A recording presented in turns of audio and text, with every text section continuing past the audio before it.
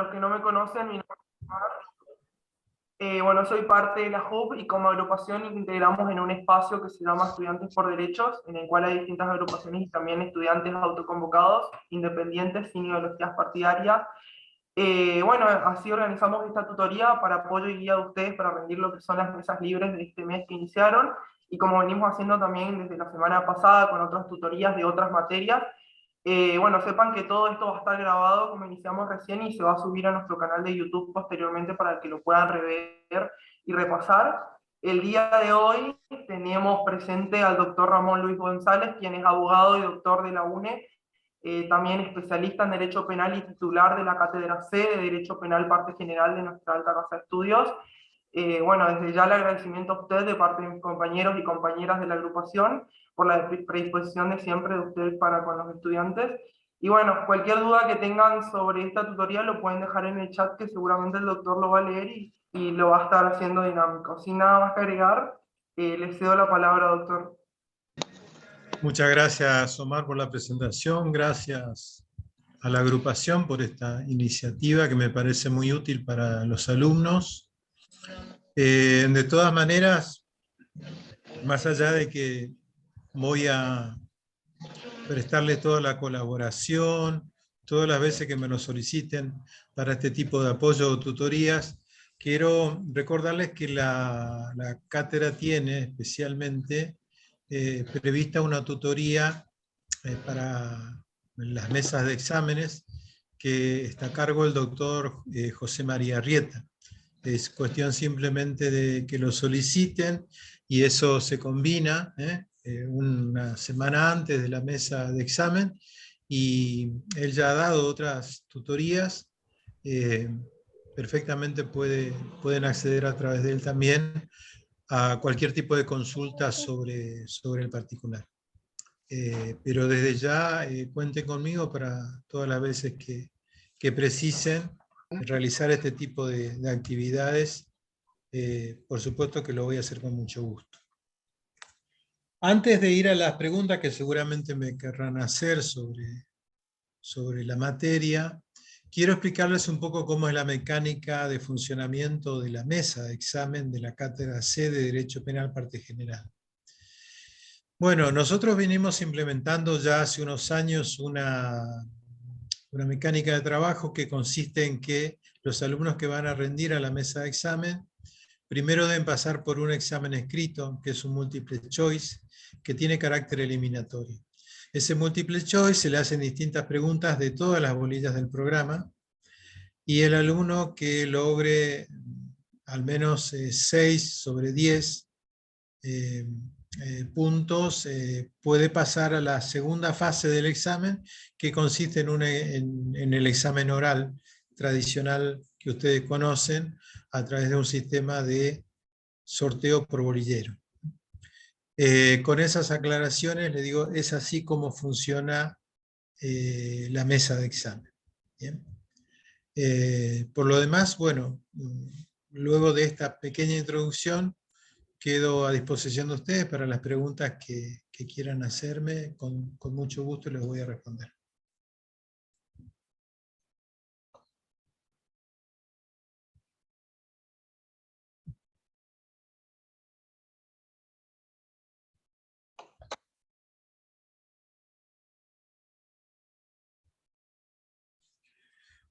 Ahí hay una pregunta por el chat. Dicen: buenas tardes, doctor. ¿Cuántas preguntas son y cuánto tiempo tenemos para el examen escrito?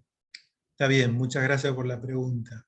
Generalmente suelen ser entre 10 y 20 preguntas, y hay aproximadamente 20 minutos para que el alumno pueda responder a partir de que ingresa, ¿verdad?, a la página.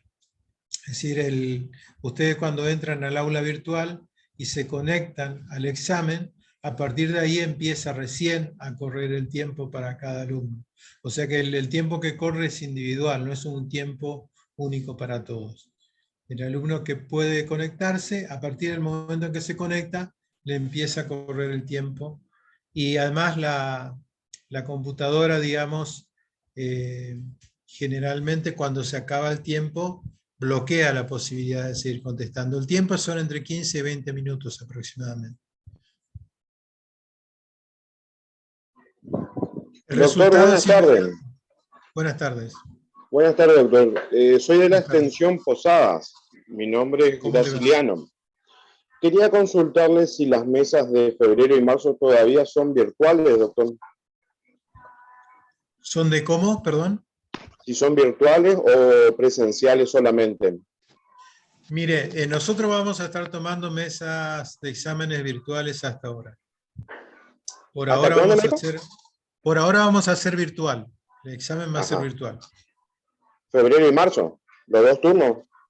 Febrero y marzo, sí. Buenísimo. Buenísimo. A menos que cambie la situación y que digamos ahora que no hay más pandemia, etcétera, pero si no, por la situación como está, si bien han bajado, digamos, los niveles de contagio y todo lo demás, pero todavía estamos en una situación, digamos, que no podemos decir que estamos totalmente libres de la pandemia. Por lo tanto, por ahora vamos a mantener los exámenes virtuales. En el programa yo estaba mirando Basigalupo, es el libro que estoy siguiendo. Es el más recomendable, ¿no siento, doctor? Sí, ustedes pueden ver Basigalupo, Zaffaroni, y también hay un manual de mi autoría, que a ver si se lo voy a mostrar.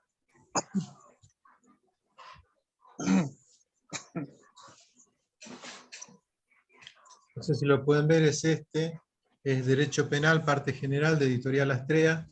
Este manual contiene casi el 80% de la materia, digamos, ¿está? Hasta la teoría de los concursos.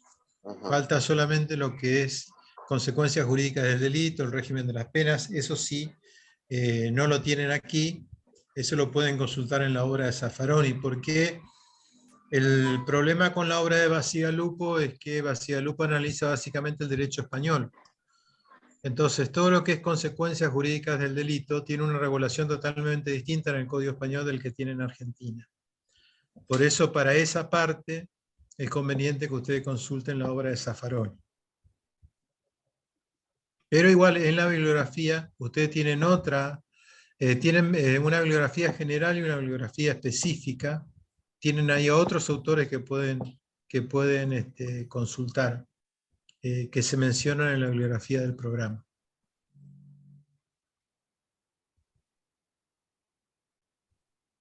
Doctor, una Sí. pregunta. Sí, sí. Sí, en el examen de múltiple choice van comprendidos casos también. No, solamente son preguntas. Solo preguntas, teorías a resolver, a contestar, ¿verdad? Solamente preguntas, sí. Puede eventualmente, pero no que tengan que resolver un caso, sino que puede ser que se le presente una situación similar a un caso y se le den alternativas para responder a cómo o de qué situación se trataría. Ah, bueno. Pero regularmente son preguntas de tipo teórica. Ah, teórica. Muy bien, gracias. Sí. No. Gracias, doctor. No tiene por qué. Bien.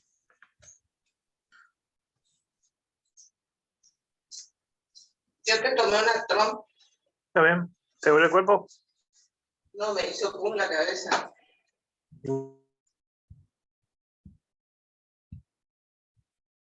Me preguntan aquí si el miércoles tomo el examen yo. Sí, voy a presidir la mesa yo. Puedo presidirla yo, lo puede presidir el doctor Arrieta o la doctora Lara Leguizamón, que son los adjuntos de la cátedra. Todos estamos autorizados a presidir la mesa. Me preguntan a qué hora comienza la mesa. En principio comenzamos a las 16 horas. Generalmente es el horario en que convocamos a los alumnos. Acá hay otra, son 2 bolillas, sí. Y acá ya me empiezan a pedir temas concretos. ¿Hay que hablar de las 2 bolillas? Sí, hay que hablar de las 2 bolillas. Se le da a elegir una y después se le puede interrogar también sobre la segunda.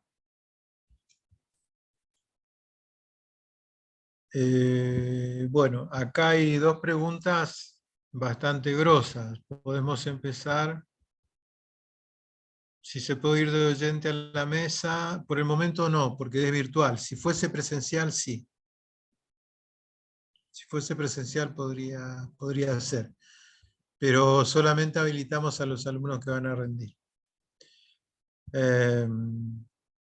Estoy viendo si hay alguna otra pregunta de tipo organizativa antes de entrar a los temas. Tengo una pregunta sobre tentativa. Ya vamos a ir. ¿Algún consejo para rendir el examen y estar tranquilo? Bueno, el examen mire, yo le voy a dar una recomendación que a mí me dio cuando yo era alumno el profesor, ya fallecido, doctor Cornel Soltan Mejes, que era profesor de Derecho Romano. Él nos aconsejaba a los alumnos que un día antes de la mesa de examen no leamos absolutamente nada. Ustedes van a decir, bueno, esto es una locura. Y en realidad no, es una buena recomendación, porque eso permite que los conocimientos se decanten, la memoria decanta, y además permite que uno esté mucho más relajado. Y él recomendaba siempre que uno haga alguna actividad recreativa, que vaya al cine, que lea un libro, que escuche música, que esté lo más relajado posible y sobre todo que duerman bien. Un mal consejo es quedarse sin dormir toda la noche repasando el día del examen. Eso no es un buen consejo. Eso generalmente no ayuda, porque cuando uno está agotado, la memoria y todas las funciones en general de la inteligencia empiezan a fallar. O sea, lo más recomendable es, obviamente, que estudiar, organizarse para estudiar la materia y en lo posible un día antes o medio día antes del examen no tocar los libros y estar relajado. Es la mejor forma de llegar a un examen. Me dice Julieta que no le queda en claro la teoría diagnóstica de Zaffaroni. Bueno, a mí tampoco me queda muy claro, pero bueno, trataré de aclararla en la medida de lo que yo entiendo, ¿sí?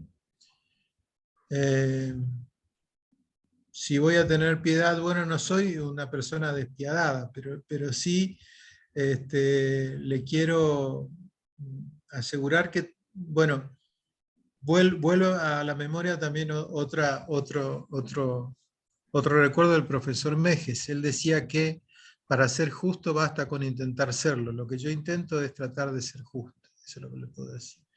Porque también hay una responsabilidad social que tenemos los docentes en garantizar la calidad de los egresados, ¿no? Si el examen va a ser a partir de las 16, sí. No sé si hay alguna otra pregunta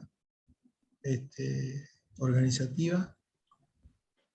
Doctor, ¿el ID por dónde se va a pasar? ¿Por el correo del Zoom? ¿O el SIU, perdón? ¿El ID del examen? Del examen.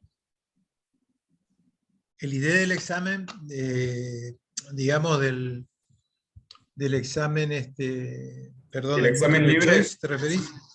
Se lo pasa por el SIU Guaraní, por mensaje del SIU Guaraní. El examen libre es por el SIU Guaraní, pero del examen del multiple choice, El multiple choice, ese mismo día del examen, a través del chat de Zoom, se les pasa la dirección, el link. Gracias, doctor. No tienen por qué.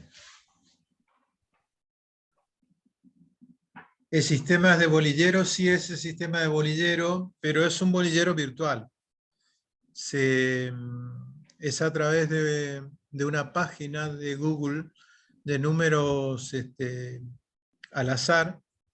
Hay varias aplicaciones que permiten sortear números al azar. Se pone un rango entre la bolilla 1 y la 16, que son las bolillas del programa, y ahí se selecciona. Y entonces se hace el sorteo, lo hacemos nosotros a través de esa plataforma. El alumno puede ver, porque se comparte la pantalla, y puede ver qué bolilla sale en primer término y qué bolilla sale en segundo término.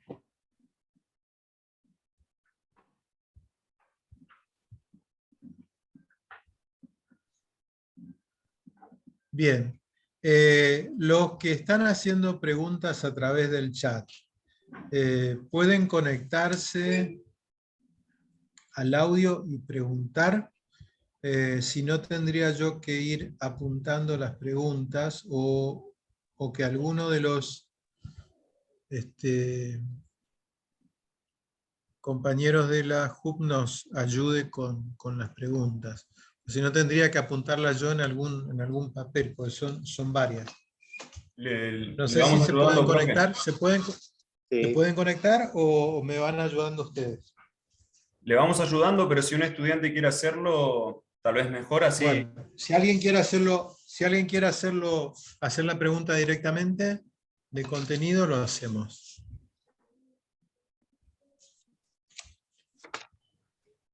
Bueno, voy arrancando con la del chat mientras tanto, profe. Bien, perfecto.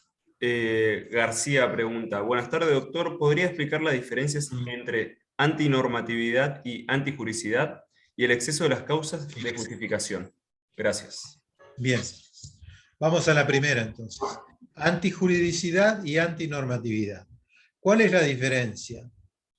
Bien, el orden jurídico se compone no solamente de normas, o sea, mandatos y prohibiciones, sino también con permisos, es decir, con autorizaciones para transgredir una norma. Esos dos tipos de preceptos, las normas, que algunos, por ejemplo, la denominan también reglas en el derecho anglosajón o en la literatura anglosajona, no se utiliza tanto el término norma como el término regla, rules, ¿no? Que hace referencia a regla. Normas, es decir, las normas mandan o prohíben la realización de un comportamiento, por ejemplo, no matarás, auxiliarás, esas son normas. Mientras que están los permisos, que son autorizaciones para transgredir una norma. Por ejemplo, una autorización para transgredir una norma es la regla del estado de necesidad justificante, el artículo 34, inciso 3, que otorga un derecho a causar un mal menor para salvar un bien de mayor jerarquía, siempre que se den las circunstancias de que se trate de una situación donde el sujeto es ajeno al peligro causado y se halla ante un peligro inminente, ¿verdad? Entonces, ¿cuál es la diferencia entre antinormatividad y antijuridicidad? La conducta es antinormativa cuando transgrede la norma. Por ejemplo, la norma que prohíbe matar. Cuando la conducta transgrede la norma, cuando es antinormativa, decimos también que es típica. ¿Por qué? Porque es adecuada al tipo penal. El tipo penal supone una norma que le da sustento. El tipo penal que dice aquel que matare a otro tendrá la pena de 8 a 25 años de prisión, supone una norma que dice no matarás. ¿Por qué? Porque si alguien transgrede esa norma, entonces se da la circunstancia que permite la aplicación de la sanción. Pero no significa que toda persona que mate a otro por esa sola razón va a recibir una pena. Puede ser que en el caso la muerte del otro esté justificada, por ejemplo, por una legítima defensa. Y en ese caso hay una autorización, cuando está en peligro la vida de una persona, por ejemplo, a salvar esa vida a una costa de la vida del otro si el otro es un agresor injusto y el que se defiende no ha provocado suficientemente la agresión. En ese caso, el derecho le otorga un permiso para transgredir la norma. Entonces, podríamos decir que la conducta es antijurídica cuando, además de transgredir la norma, no tiene ningún permiso que avale esa transgresión a la norma. Es decir, es una conducta típica y no justificada. Ahí tenemos una conducta antijurídica. En cambio, la conducta que transgrede la norma es simplemente antinormativa. Todavía no sabemos si es antijurídica, para eso habrá que verificar en un paso siguiente si no estuvo amparada por alguna causa de justificación. Esa es la diferencia entre antinormatividad y justificación. En cuanto al exceso en la legítima defensa, bien, el exceso en la legítima defensa tiene una regulación en el artículo 35 del Código Penal que remite a la pena del delito culposo para los casos en que el autor o el agente hubiera excedido los límites impuestos por la ley, la autoridad o la necesidad. ¿Qué ocurre en los casos de exceso? Ocurre que el autor, que inicialmente obra justificadamente, sin embargo, se excede posteriormente en los límites que establece la causa de justificación. Para ello es necesario, primero, establecer cuál es la causa de justificación, de qué se trata. Si estamos hablando de una legítima defensa, la legítima defensa requiere una defensa que sea racional y proporcionada a la agresión. Por lo tanto, quien excede el límite de la razonabilidad en cuanto a la defensa, por ejemplo, si podría defenderse de una agresión simplemente efectuando disparos al aire y dispara directamente a la cabeza y lo mata al agresor, entonces claramente la acción es una acción excesiva. ¿Por qué? Porque la necesidad no imponía una actuación del modo en que lo hizo el autor en ese caso. Es decir, el exceso presupone una conducta que transgrede los límites de la justificación. Ahora, para transgredir los límites de esa justificación, es necesario que previamente el autor haya actuado dentro de esos límites.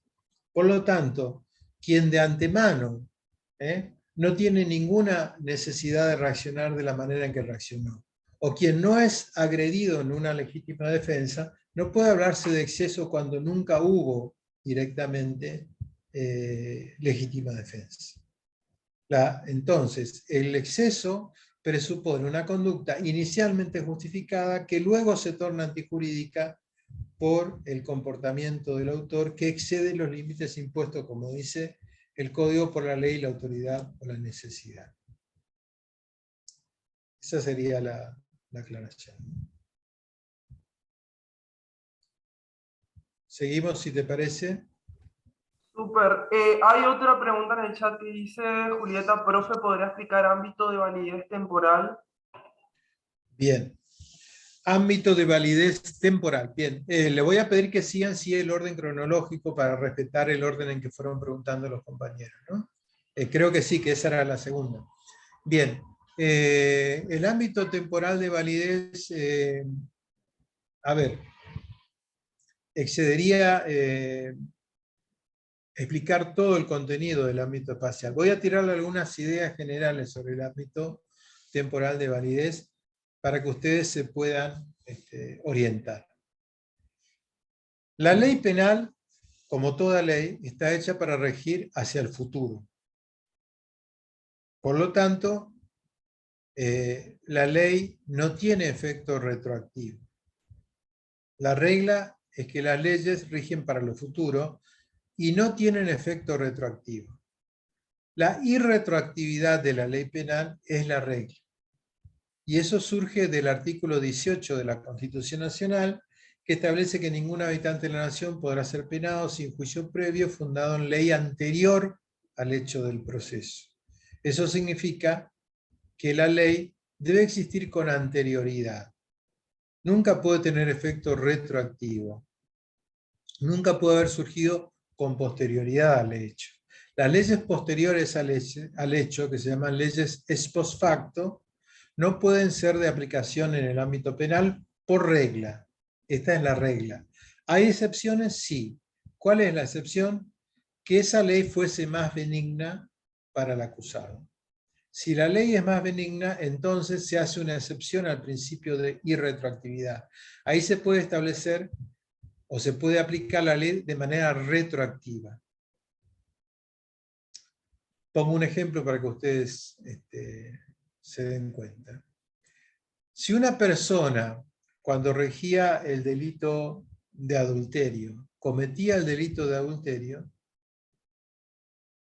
o cometió el delito de adulterio, y posteriormente la ley se deroga, como existe actualmente, es decir, se ha derogado el delito de adulterio, entonces esa persona que había llevado a cabo un hecho punible al momento de los hechos, sin embargo debe ser declarada no punible, o sea, debe ser absuelta o sobreseída según el estado procesal de la causa, si posteriormente el legislador decide desincriminar la conducta. ¿Por qué? Porque esa ley es más benigna para el acusado. Ahí no se ve ninguna necesidad social de castigo y por lo tanto el Estado puede renunciar y debe renunciar a la pena en ese caso en favor del acusado.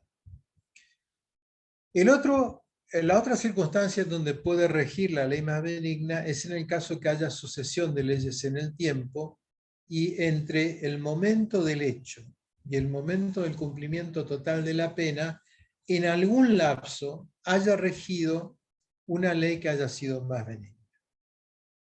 En ese caso, aunque la ley esté derogada, si rigió en algún punto entre el hecho y el cumplimiento total de la pena, entonces eso se llama vigencia ultraactiva de la ley penal. La ley derogada recobra su validez para regir el caso.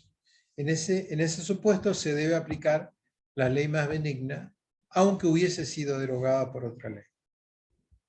Pero sí rigió en el lapso que va entre el momento del hecho, el momento de la comisión del hecho y el cumplimiento total de la pena. Sobre si hay excepciones al principio de la benignidad, bien, en la doctrina tradicionalmente se han dicho que hay excepciones y esta excepción está dada por las leyes temporarias o excepcionales. Las leyes temporarias son las que tienen un plazo de abrogación, es decir, las que van a regir hasta una determinada fecha. Son leyes a plazo fijo, se le dice, ¿no? En esa fecha habrá de cesar. Si se aplicase el principio de la ley más benigna, entonces estas leyes serían prácticamente inaplicables. Lo mismo ocurre con relación a las leyes excepcionales. Las leyes excepcionales no fijan un plazo de abrogación, pero sí establecen las circunstancias en las cuales habrá de regir. Por ejemplo, mientras dure el estado de sitio, supongamos, ¿no? Entonces, en ese caso, también, pese a no tener un plazo establecido, son leyes que van a regir durante un determinado tiempo. Por lo tanto, la doctrina tradicional considera que en esos casos no se aplica el principio de la ley más benigna. Ahora, algunos autores, como es el caso del profesor Zaffaroni, consideran que, dado que el principio de la ley más benigna no tiene solo jerarquía constitucional, sino que tiene jerarquía convencional, porque está prevista en la Convención Americana de Derechos Humanos, en el artículo 9 de la Convención Americana de Derechos Humanos, entonces no existe ninguna posibilidad de establecer una excepción a la aplicación de la ley más benigna. Incluso considera este autor que aún en los casos de las leyes excepcionales o temporarias debe aplicarse siempre la ley penal más benigna. La Corte Suprema de Justicia de la Nación, en el caso Muiña, declaró también que a las leyes temporarias le es de aplicación el principio de la ley más benigna.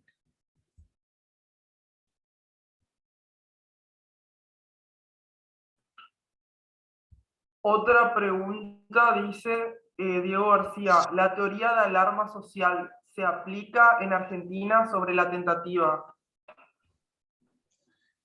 Es muy difícil responder a esa pregunta, porque si se aplica o no, eso lo deciden los jueces.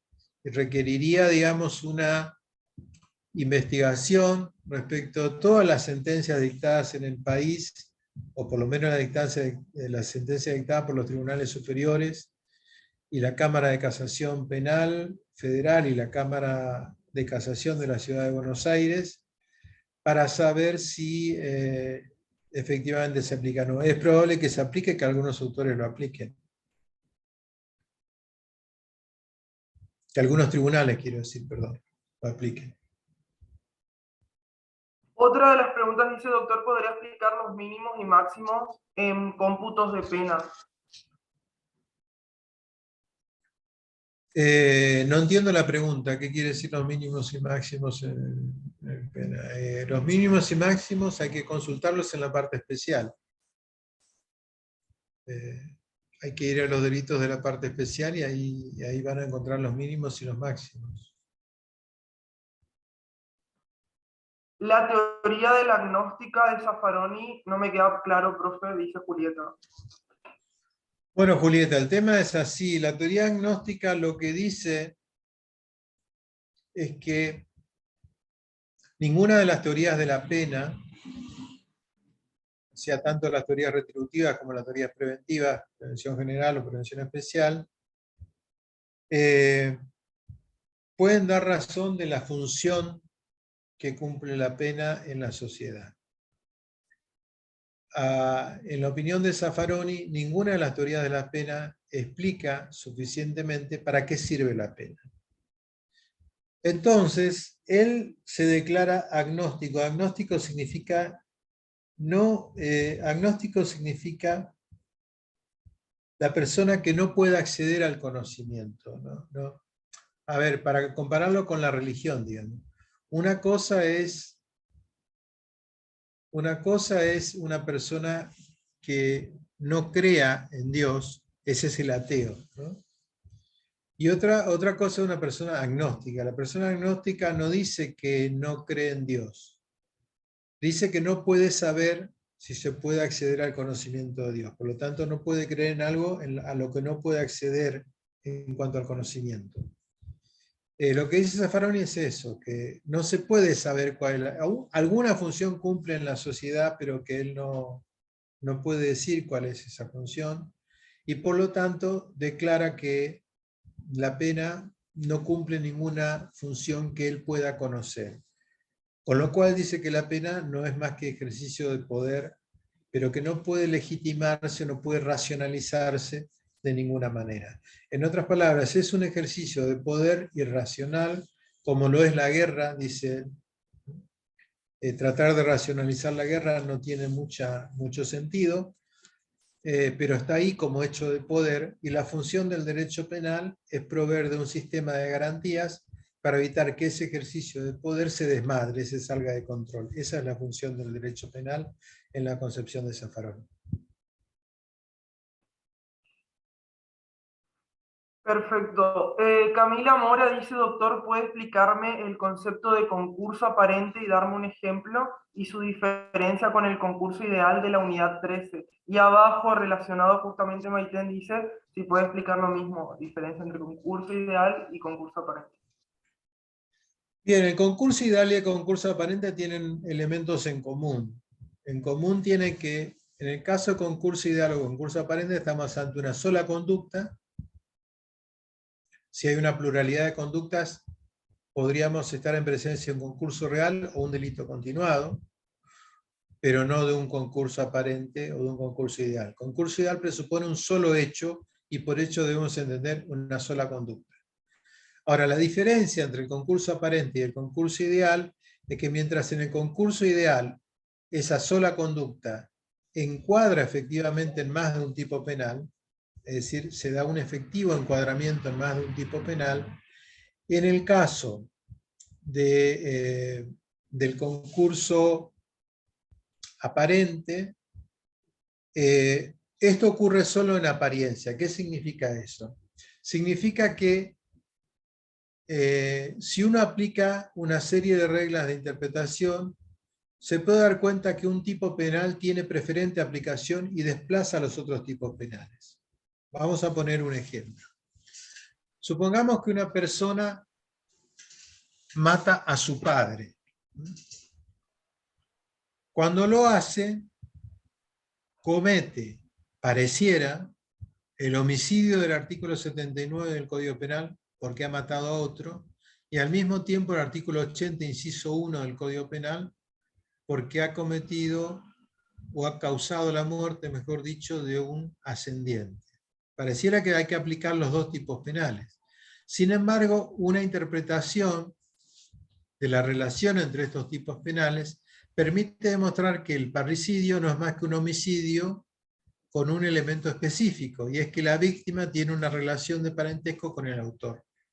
Con lo cual, esta relación de especialidad permite desplazar el tipo originario, es decir, yo no voy a aplicar la figura del artículo 79, voy a aplicar solamente la del artículo 80, inciso 1, parricidio.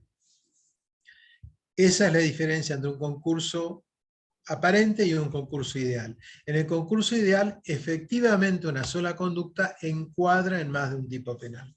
Pongo un ejemplo, si alguien estafa con un billete falso, comete al mismo tiempo estafa y circulación de moneda falsa. O sea, los dos delitos se cometen al mismo tiempo. Ahí estamos en presencia de un concurso ideal. En cambio, en el ejemplo anterior, estamos en presencia de un concurso aparente, porque solo en apariencia hay una concurrencia de dos figuras penales, hay uno solo. Es la figura, en el caso de la ley especial, que deroga a la ley general.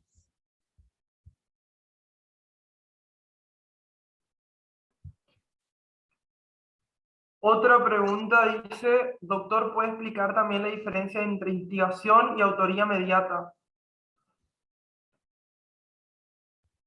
Bien, la instigación es una forma de participación, por lo tanto, lo primero que hay que descartar es que esa persona que interviene no sea autor.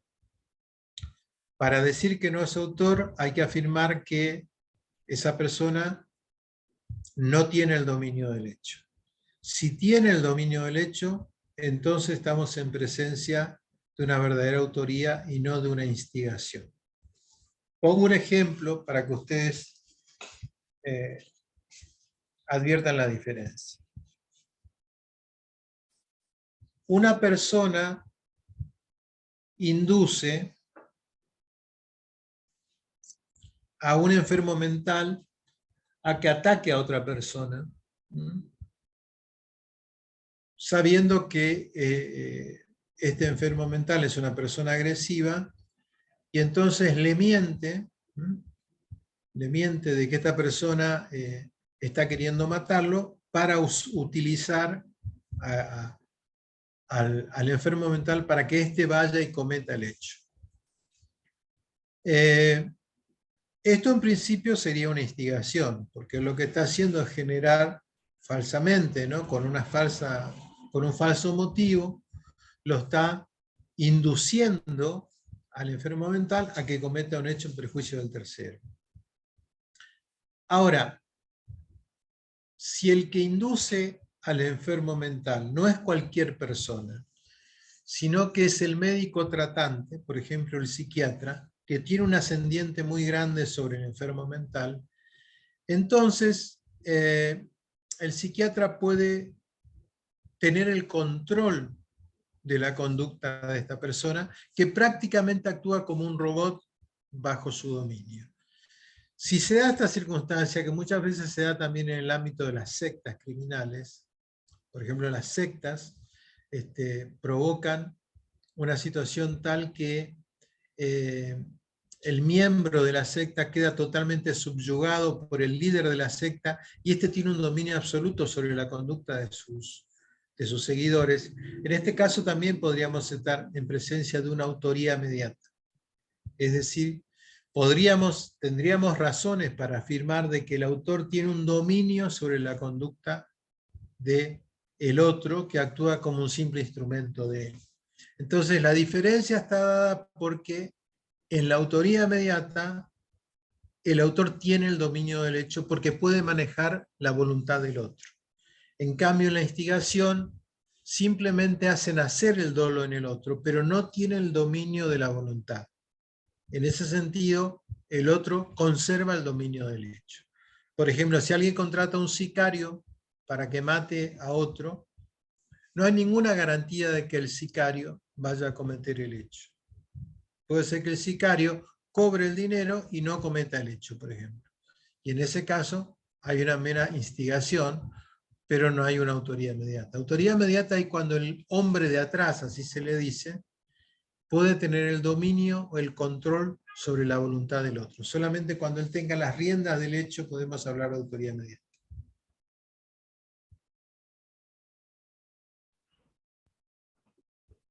Perfecto. Otra pregunta de Vero dice, profe, ¿puede explicar alcance y sentido de la voz punibilidad? Punibilidad tiene dos sentidos. Uno de los sentidos que tiene la voz punibilidad es merecimiento de pena. Desde ese punto de vista, todo delito es merecedor de pena. Ahora, punibilidad puede significar también posibilidad concreta de aplicación de una pena. Y en ese sentido, no todo delito es punible. ¿Por qué? Porque aunque todo delito, por el solo hecho de serlo, se hace merecedor de pena, no todo delito en concreto puede recibir una pena. Porque puede ser que existan condiciones, tanto que provienen del derecho sustantivo como del derecho procesal, que impidan que esa pena se haga efectiva, que se operativice. Por ejemplo, una persona puede cometer un delito, pero la acción está prescripta. Si la acción está prescripta, no se puede imponer una pena. Es decir, en ese caso, caduca por el transcurso del tiempo la posibilidad de que el Estado imponga una pena. Esas son las dos acepciones que tiene la voz punibilidad. Catalina pregunta si podría explicar los conceptos de autoría que están en la unidad 11. Yo les diría que los conceptos de autoría de la unidad 11 lo lean en los manuales, ¿no? Parece que las clases de tutoría son para responder preguntas concretas, no para que se desarrolle toda una clase, porque si no, digamos, se desnaturaliza el sentido. Si hay alguna pregunta o algún concepto que no tengan en claro, no tengo inconveniente en explicarles, pero no es ese el sentido de la tutoría.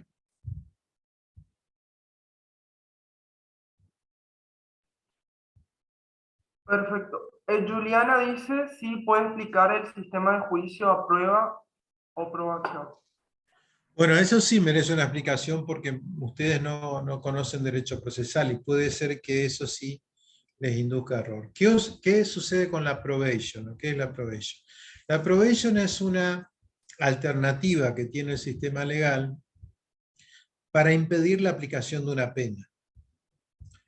¿En qué casos procede? Bueno, procede en los casos en donde se trate de delitos de escaso monto, en los mismos supuestos en que podría proceder la condena condicional, pero a diferencia de la condena condicional, donde se sigue todo el juicio y se condena condicionalmente, en la probation se paraliza el proceso, ¿no? Se paraliza el proceso.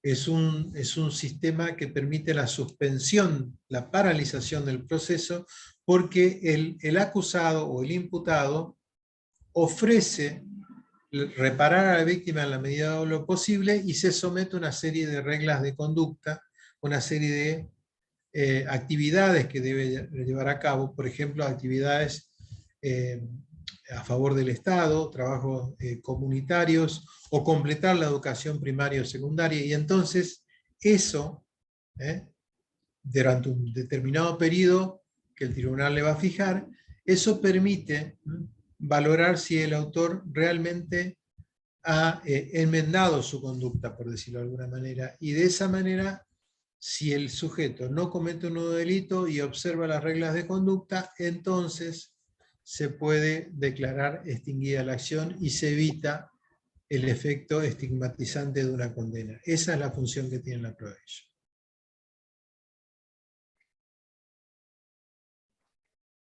David Jiménez pregunta si podría explicar la teoría de la coerción penal. Bueno, nuevamente como la pregunta sobre la autoría, ¿no? Explicar la coerción penal tendría que llevar toda una clase, y eso iría en desmedro de los otros alumnos que tienen preguntas muy concretas para hacer. Si pueden precisar la pregunta a una pregunta concreta, con todo gusto. Si no podemos quedarnos acá, imagínense hasta el fin de los días, ¿no? Hablando de estos temas. Es bastante largo la materia. Es larguísimo, sí. David Jiménez pregunta si esto que es más preciso es la diferencia entre error de tipo y error de prohibición. Bueno, el error de tipo es cuando el sujeto desconoce lo que hace, concretamente. Por ejemplo, dispara sobre una persona y cree que está disparando sobre un animal. O se lleva una cosa creyendo que es propia y en realidad es ajena.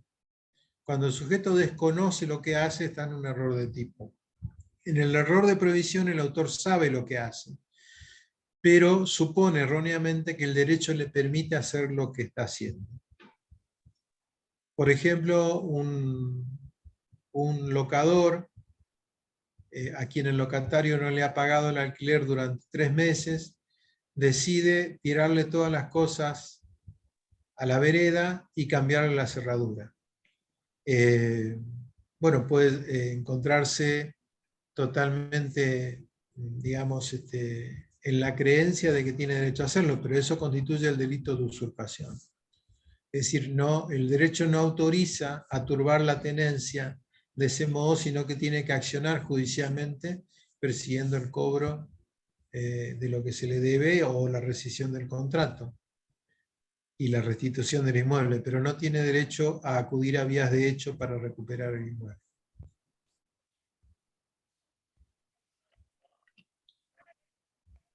Camila pregunta... No, sí. diga.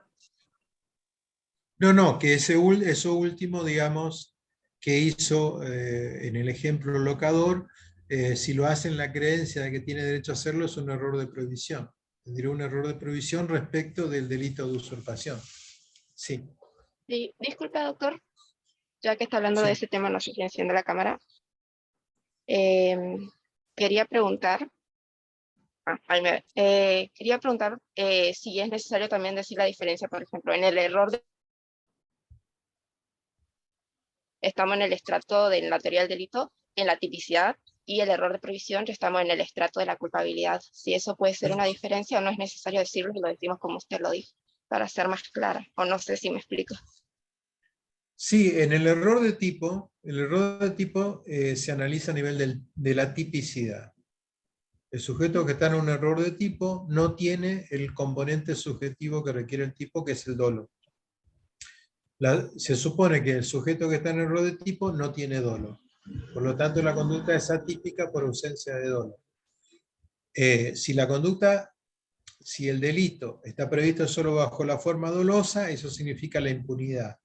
Si el delito está previsto en la forma culposa, hay que ver si ese error de tipo es vencible o invencible. Si es vencible, o sea, si el autor, poniendo el cuidado debido, pudo advertir el error, como por ejemplo quien disparó sobre su compañero de cacería confundiéndolo con un jabalí, pudo advertir, tomando los cuidados necesarios, que se trataba de una persona, entonces no responderá por el delito doloso, porque tiene error de tipo, pero es un error de tipo vencible que lo hará responsable, sin embargo, por un homicidio culposo.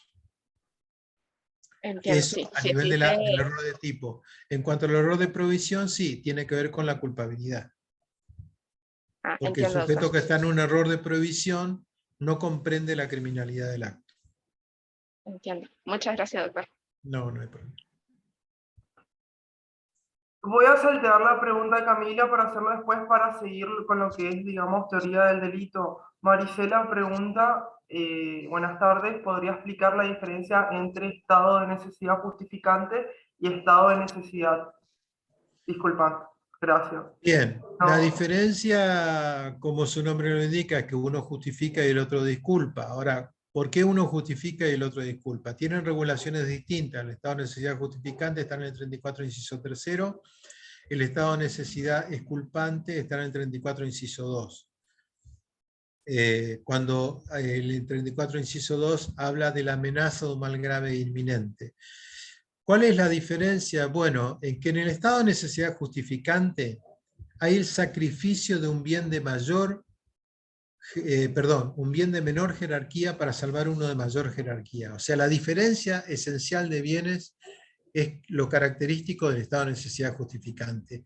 Yo sacrifico un bien de menor jerarquía y salvo uno de mayor jerarquía. Por ejemplo, se está incendiando el colectivo, entonces yo decido arrancarle la manta a una persona que viene en el colectivo, y con eso apago el fuego. Por supuesto, provoco el daño de la manta del pasajero, pero lo hago, digamos, con la finalidad de salvar, en este caso, la vida de todos los pasajeros y el daño que se provocaría en el propio vehículo. Entonces, eso es un estado de necesidad justificante. En el estado de necesidad culpante no es necesaria esa diferencia de bienes. Esa es la primera cuestión, ¿no? No es necesario que el bien sea de mayor jerarquía, puede incluso ser de la misma jerarquía. Y ese es el caso típico de la tabla que permite salvar solamente a uno de los náufragos. Dos náufragos se pelean por una tabla que permite salvar solamente a uno de ellos. En ese caso, quien sacrifica la vida del otro para salvar su propia vida, está en un estado de necesidad exculpante. Es decir, esa persona está ante la amenaza o un mal grave e inminente. Y la diferencia es que mientras en el estado de necesidad justificante el sujeto no realiza una conducta contraria a derecho, en el segundo caso sí lo realiza, simplemente que el derecho no le puede reprochar lo que hace. Esa es la diferencia.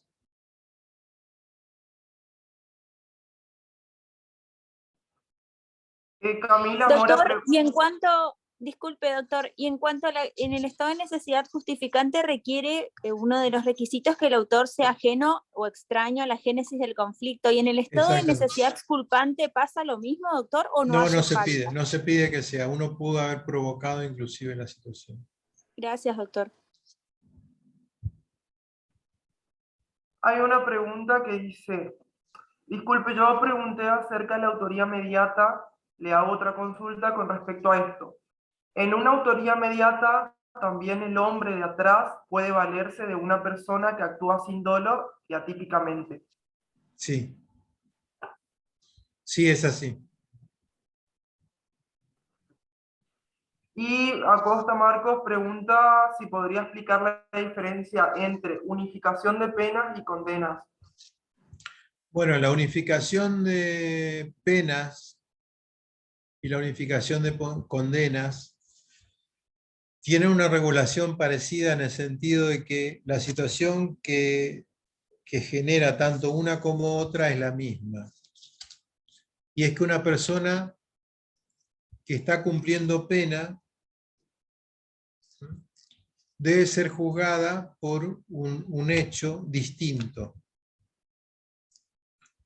En estos casos, lo importante es establecer si ese otro hecho por el cual tiene que ser juzgado es un hecho que fue cometido con anterioridad a una sentencia condenatoria firme o con posterioridad a una sentencia condenatoria firme. Si fue con anterioridad a una sentencia condenatoria firme, se unifican condenas. Porque si el hecho es anterior a una sentencia condenatoria firme, se trata de un concurso real que tiene que ser resuelto en una única condena. En ese caso se tienen que unificar las condenas. Si el hecho lo comete con posterioridad a una sentencia condenatoria firme, se unifican las penas. Un ejemplo de unificación de pena es lo que ocurre con la condena condicional. Si el sujeto que ha sido condenado condicionalmente comete un nuevo delito, entonces, si comete un nuevo delito dentro del plazo, ¿no es cierto?, el periodo establecido, entonces se deberá, el periodo de prueba, digamos, que es el lapso de 4 años, entonces deberá ser juzgado por el delito cuya pena quedó en suspenso en la primera condena condicional y el nuevo delito conforme a la unificación de penas. Ahí se unifican penas. La pena de la anterior condena con la pena del nuevo delito. Se trata de unificación de penas. En cambio, en lo otro se trata de unificación de condenas.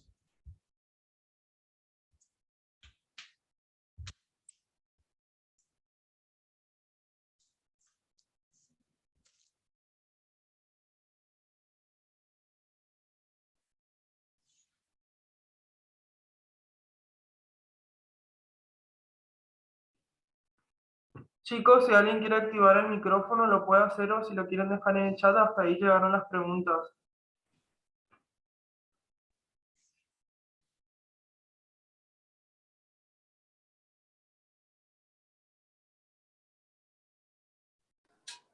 Sí, Disculpe, sí, doctor. doctor. Y, bueno, Ah. no, sí, adelante, señorita. Preguntando. Bueno, doctor, ¿le puedo hacer una Adelante. consulta? Sí, Conforme al Camila. artículo 48, doctor, le quería hacer una consulta. Sí. Supongamos que el autor instiga a una persona a matar a su padre. El artículo Sí. 48, lo leí en su libro, habla de la comunicabilidad de las circunstancias. Exacto. ¿Cómo responde? O sea, el autor acá, por principio de accesoriedad, el autor no respondería por un homicidio agravado por el vínculo, respondería por un homicidio simple, ¿puede ser? Sí, eso en principio sería una solución. Otros autores consideran que el vínculo es una situación que contamina a todos los intervinientes. Esa es la posición de Soler y es también la posición de Marcelo Sanchinetti.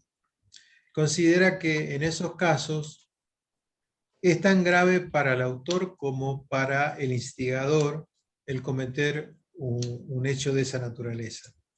Por lo tanto, consideran que debería ser un homicidio agravado también para el autor. La posición tradicional, sin embargo, sostiene que en esos casos, claro, el hecho, la calidad del hecho lo define el autor y no el partícipe. Por lo tanto, sería una instigación a un homicidio, aunque él tenga una relación de parentesco con el padre. Claro, esta es la consecuencia, digamos, del principio de la accesoriedad, ¿no? Si uno estableciese que la participación es un hecho autónomo, como sostienen algunos, por ejemplo la opinión de Marcelo Sanchinetti, perfectamente podría responder el instigador como instigador a un parricidio, mientras que el autor debería responder como autor de un simple homicidio. Pero Bueno. conforme a las reglas de la accesoriedad de la participación, parece que la primera solución, aunque no es la más convincente, pareciera ser la solución coherente con la posición que establece la accesoriedad de la participación. ¿Y usted comparte esa opinión, doctor? Porque por ahí en la mesa libre me preguntan qué opina el doctor González, entonces... así, a ver, no sé, yo nunca le pregunto a los alumnos qué opino yo, porque me parece que el alumno no tiene por qué responder a ese tipo de preguntas, ¿no? Es decir, la libertad de estudiar hace que uno pueda opinar de distinta manera y yo no pretendo que sigan mi opinión.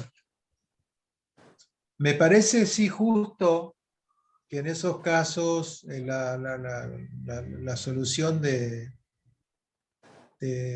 Soler y la solución de Sanchinetti pareciera la más justa, ¿no? Es decir, que un dato como el parentesco tendría que ser un dato que forme parte del hecho, ¿no? Del injusto, por decirlo así, y todo lo que es más grave para el injusto, ya sea del autor o del partícipe, contamina el hecho y tendría que comunicarse. Bueno, gracias, doctor. No, no hay por qué.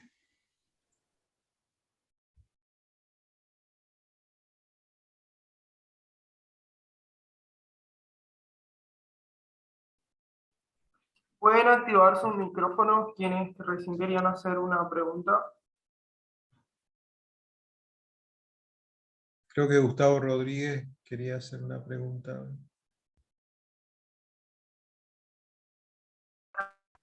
No, profesor, se habrá disparado sin querer. Ah, bueno. Bueno, no sé, alguien cuando preguntó Camila Mora, alguien iba a hablar y no recuerdo en este momento si era. ¿Quién era? Yo, doctor, pero una pregunta sobre la última unidad, es más que nada sobre la ley de ejecución penal. Sí. Quería saber si tenemos que saber los diferentes tratamientos por lo que tiene que pasar bueno, no es condenado todavía, sino el que... Sí, en la ley de ejecución es condenado, exactamente. Condenado. En la ley de ejecución ya es condenado, sí, sí, sí. Entiendo, doctor. No se puede ejecutar si no está condenado, si no hay una condena firme, no puede haber ejecución penal. Entiendo, doctor. Si de eso me podría explicar más o menos qué es lo que tendríamos que saber, porque, o sea, sé que Bueno, están básicamente las- ustedes tienen que conocer cuáles son los principios que regulan la ley de ejecución penal y cuáles son las principales instituciones que aparecen en la ley de ejecución penal. Es decir, las innovaciones que trae, ¿no? Como la semidetención, la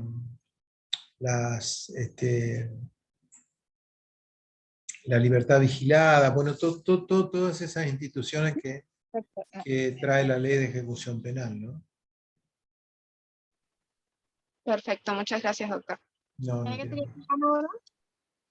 ¿No? ¿Vos no me quedas ahí? Bueno.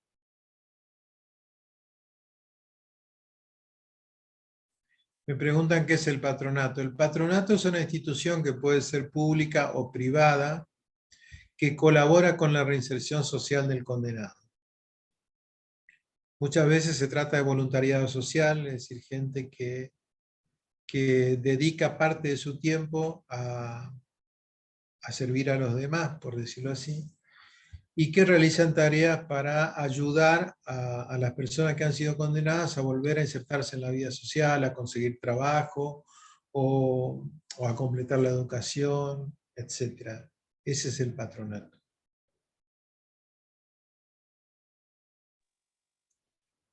Doctor, ¿le puedo hacer otra consulta? Esta es la última y la termino. En la unidad 12, el intercriminis, las distintas etapas del delito, que son la ideación, preparación, ejecución, consumación y agotamiento. A partir de la ejecución, el hecho comienza siendo punible, ¿puede ser? Sí, es así. Pero ¿qué pasa si yo compro, por ejemplo, una máquina para hacer biretes falsos y estoy en la etapa Sí. de preparación? ¿El hecho ahí es punible? Lo que pasa es que hay tipos penales que castigan los actos preparatorios. Bueno, doctor. ¿Ya? Sí. Entonces, por ejemplo, la conspiración para cometer el delito de traición a la nación, que sería un acto preparatorio en relación al delito de traición a la nación, ya es punible en sí misma. Por ejemplo, la asociación ilícita es un acto preparatorio en relación a los delitos que va a cometer la asociación. Entonces, la regla de que los actos preparatorios son impunes, digamos, hay que aclararla en el sentido. Algunos casos de actos preparatorios se vuelven punibles porque hay un anticipo de la punición. El propio legislador anticipa la punición a un acto preparatorio. ¿Se va a tener en cuenta entonces la gravedad del delito, doctor? No, son decisiones de política criminal. Generalmente sí, cuando el delito es grave se anticipa la punición. Otro acto preparatorio, por ejemplo, con relación al delito de facilitación de la prostitución o el delito de explotación de la prostitución, es la trata de personas. O sea, captar a una persona para explotarla sexualmente es un acto preparatorio en relación al delito de explotación sexual, pero ya es un delito en sí mismo, que es el delito de trata de personas. No sé si me entienden. Sí, sí. Eso sería, puede ser un adelanto de tipicidad a nivel de Es un adelanto antijuricidad. de tipicidad, sí, sin duda, es un adelanto de la tipicidad. Sí, bueno, así. gracias, doctor. Disculpe también. No.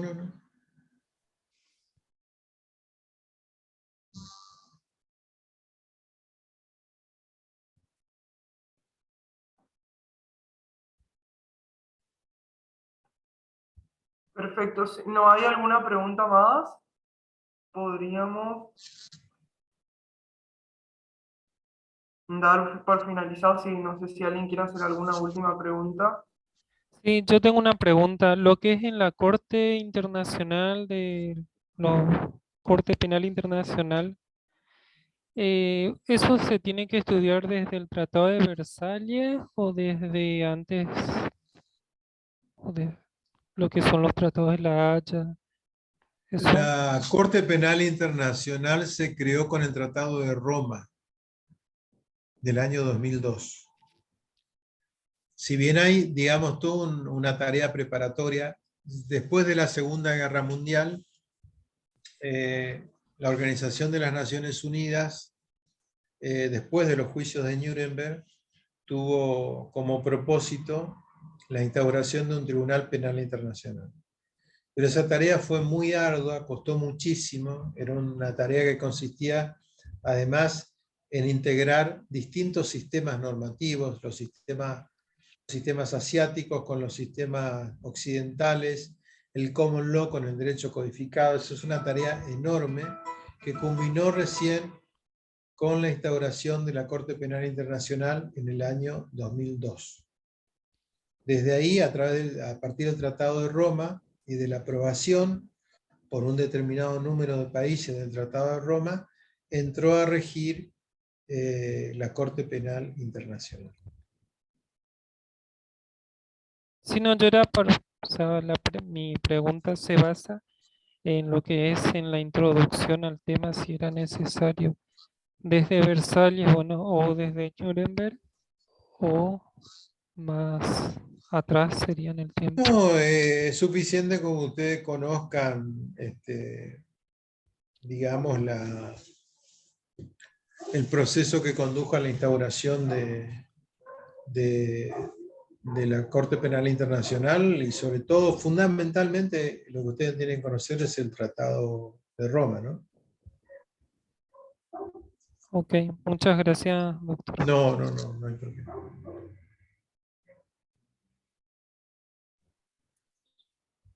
Doctor, ¿le puedo hacer una consulta más con respecto a la unidad 7, la tipicidad dolosa, los elementos del ánimo y la tendencia interna trascendente? Por ejemplo, doctor, yo me quiero presentar en la mesa del miércoles. Ay, no sé si me escucha o... ¿Lo escucho bien? Sí, sí. Ah, sí. Bueno, doctor, ¿y puede ser un ejemplo el homicidio agravado por promesa remuneratoria, un ejemplo donde el aspecto subjetivo va más allá que el aspecto objetivo en estos casos? Sí, porque en ese caso es un motivo especial. Ajá, el autor tiene un motivo especial y se motiva en eso, ¿no? Por Se ejemplo, motiva en eso, sí. Ah, Sí, bueno, doctor. exactamente. Sí, eso quería saber, pero tenía Es un esa duda. ejemplo de motivos Ajá, ahí, bueno, que gracias. hace doctor. más reprochable el hecho y por lo tanto más culpable. Por eso la pena es más alta. Ah, bueno. Entonces sería, por ejemplo, entonces todos los ejemplos, esto se analiza en la parte especial, ¿no? Pero, por Sí. ejemplo, se podría poner como ejemplo todas las agravantes del artículo 80, donde el autor tiene un La motivo. mayoría tienen elementos La mayoría, sí. subjetivos. Sí, es cierto. Sí. Bueno, gracias, Es así. doctor. No hay problema.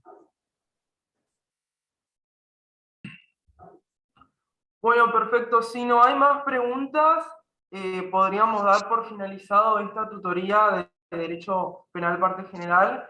Bueno, el agradecimiento a todos los que siguen acá presentes por haber estado durante toda la clase, por el respeto, por el acompañamiento de siempre, y sobre todo al doctor Luis González por la predisposición de siempre con la agrupación. Bueno, desearles muchos éxitos a todos y a todas en la mesa libre o quienes van a cursar también con el doctor este año en la cátedra, que muchos se unieron también por ese motivo, para guiarse cómo es la tratativa en el curso. Y bueno, damos por finalizado y esta clase la vamos a estar subiendo a YouTube, y también si tienen alguna duda específica saben que nos pueden estar consultando a través de los grupos de WhatsApp, que les vamos a estar guiando en todo lo que necesiten. Nada más eso y muchas gracias, doctor, y a ustedes, chicos. No, gracias a ustedes, éxito a los que van a rendir, y cuenten conmigo las veces que necesiten para alguna clase, una conferencia o lo que sea. Gracias, doctor. No, de nada, que tengan Gracias, doctor. Gracias, doctor. buenas noches.